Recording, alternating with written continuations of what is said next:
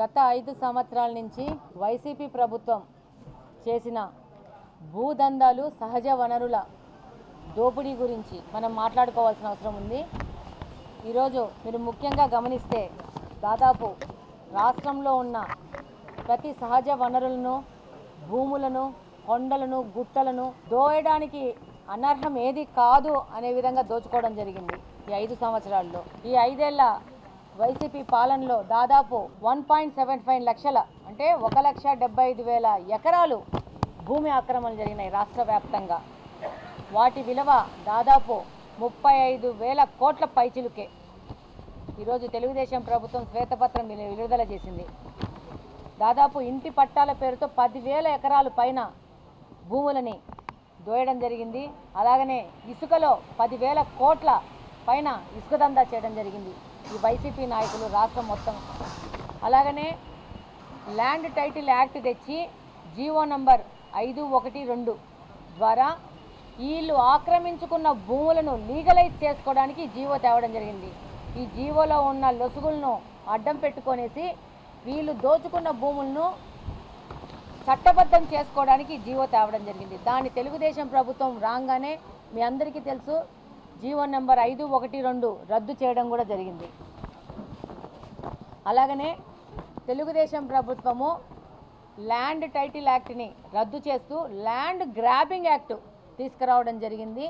దానిలో భాగంగా ఎవరు కబ్జా చేసుకున్నారో వాళ్ళు ఆ భూమి తమదని వాళ్లే ప్రూవ్ చేసుకోవాలి.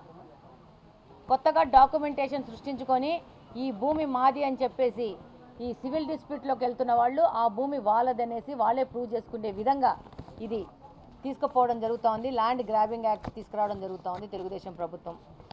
అలాగనే హౌసింగ్లో దాదాపు వైసీపీ నేతలే ఎక్కడ హౌసింగ్ కాలనీలు రావాలో వాళ్ళే డిసైడ్ చేసుకున్నారు.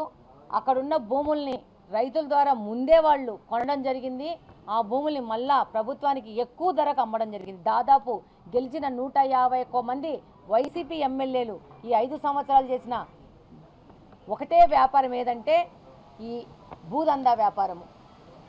ఇన్సైడ్ ట్రేడింగ్ చేశారు వాళ్ళు కంప్లీట్గా చేసి ప్రభుత్వం యొక్క ధనాన్ని చాలా అధికారికంగా దోచుకున్నారు.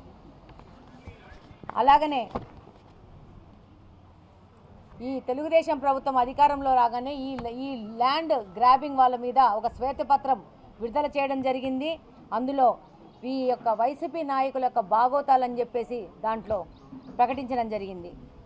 అలాగనే ఈ యొక్క శ్వేతపత్రం ద్వారా ఈ రాష్ట్రాన్ని కొల్లగొట్టి భూదందాలు చేసిన వాళ్ళందరి దగ్గర నుంచి ప్రతి ఒక్క రూపాయి తెలుగుదేశం ప్రభుత్వం మళ్ళీ వసూలు చేసుకోవడం జరుగుతుంది. అది మళ్ళీ ప్రభుత్వ ఖజానాకు చేర్చడం జరుగుతుంది.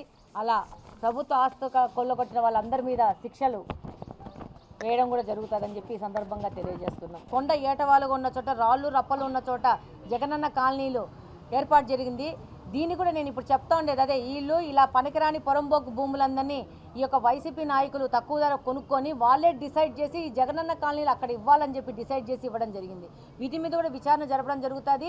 అలాగనే ఎక్కడెక్కడ ఇల్లులు కట్టుకున్నారో అక్కడ మెయిన్ సమస్య ఏమొస్తుందంటే నీళ్ళ సమస్య ఉంది. రోడ్లు లేవు, కరెంట్లు లేవు. వీటికి కరెంటు, నీళ్లు, రోడ్లు ఇచ్చే విధంగా కూడా ముందుకు పోవడం జరుగుతుంది. దాని మీద కూడా కార్పొరేషన్లో డిస్కషన్ జరిగింది కమిషనర్ గారితో. డెఫినెట్గా వాటికి సంబంధించిన తదుపరి చర్యలు కూడా తీసుకోవడం జరుగుతుంది.